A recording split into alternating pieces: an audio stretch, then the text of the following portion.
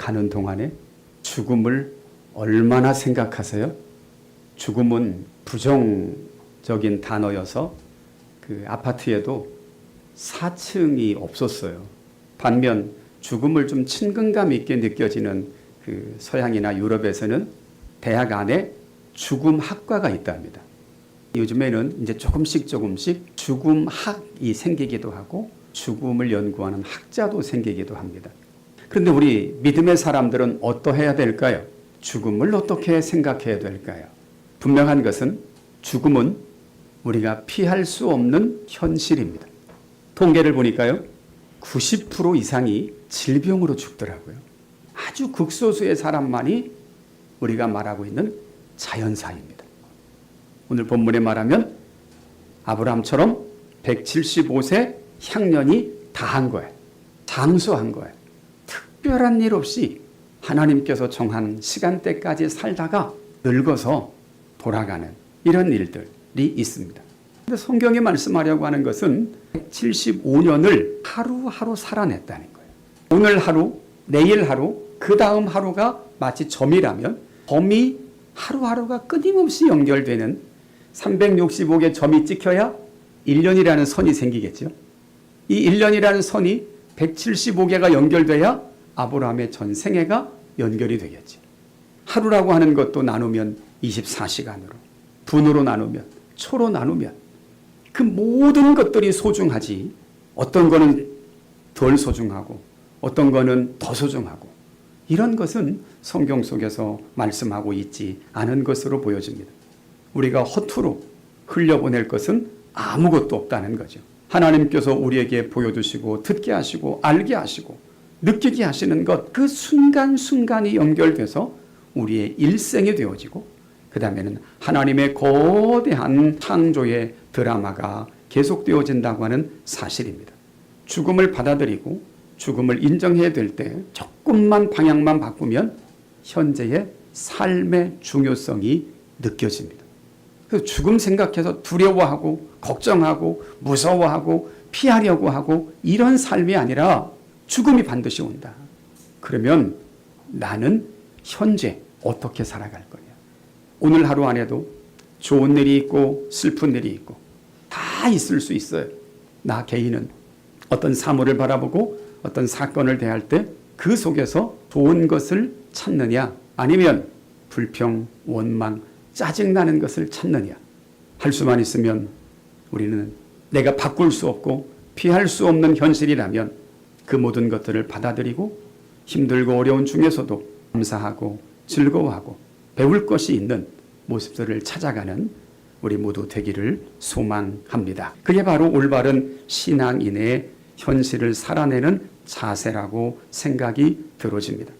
지금 우리 인생의 현 주소는 꼭지점을 찍었습니까? 아니면 아직 꼭지점을 향해서 나아가고 있습니까? 아니면 꼭지점을 찍고 이제 내려오는 길인 것처럼 보여지시나요? 내려오는 것이 틀림없다면, 그게 사실이라면 죽음이 다가온다. 이것을 두려워만 하지 마시고 잘 받아들이고 준비할 수 있는 믿음의 사람으로 살아내기를 바랍니다. 우리 이 땅에 사는 동안 믿음이 없는 사람들은 어떻게 해요? 죽음은 끝이에요. 그래서 안 좋은 소식이지만, 안 좋은 단어지만 어떻게 어떤 때는 감당할 길이 없을 때 사람들이 생을 스스로 마감하는 경향이 있습니다. 그게 자기가 할 수 있는 마지막 정리요, 책임이라고 생각하기 때문인데, 그러니까 성경에서는 죽음은 하나의 관문일 뿐이죠. 새로 시작하고 새로 나아가는 관문이지 죽음이 끝이라고 말하지 않는다는 사실입니다. 교부 중에 하나인 크리스토스톰이라고 하는 분이 계신데 그분은 죽음을 이렇게 이해를 했더라고요. 죄로 인해 세상에 죽음이 들어왔지만 예수님은 죽음을 선한 것으로 변화시키셨다. 그러므로 죽음은 원래 형벌로서 들어온 것이지만 하나님의 은혜로 인생의 수고에서 벗어나 하나님의 영원 속으로 들어가는 수단이 되었다. 죄악이 가득한 세상을 떠나서 그리스도와 함께하는 삶으로 초대된 것이다. 어떻게? 너 수고 많았다. 이제는 오너라.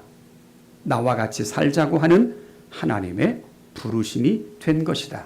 그게 바로 죽음이라는 거예요. 우리가 지난주에 묵상했던 마태복음 23장에도 죽음을 이렇게 말씀하고 있었죠. 출애굽기를 인용하시면서 아브라함이 하나님에게 묻습니다. 하나님께서 나를 보내셔서 애굽에 있는 이스라엘 족속에게로 가면 누가 보냈냐고 하면 제가 뭐라고 대답할까요? 그랬더니 하나님이 답하신 말씀을 예수님께서 부활을 말씀하면서 마태복음 22장 32절에서 인용하셨습니다. 나는 아브라함의 하나님이요 이삭의 하나님이요 야곱의 하나님이로라 하신 것을 읽어보지 못했느냐? 하나님은 죽은 자의 하나님이 아니요 살아있는 자의 하나님이시니라. 육체적인 죽음을 맞이했다고 해서 하나님의 역사, 하나님의 언약, 하나님의 창조, 이것은 끝이 아니라고 11절은 말씀해 주고 있습니다. 성경 속에서 아브라함의 아버지 데라가 죽었고 사라가 죽었고 오늘 본문은 아브라함이 죽었습니다.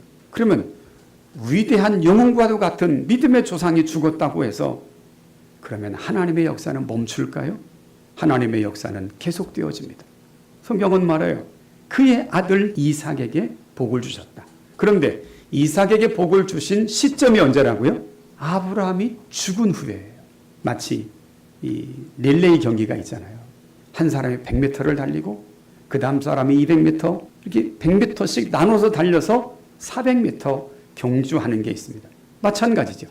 아브라함이 죽어서 그 복이 이삭에게 건네지는 겁니다.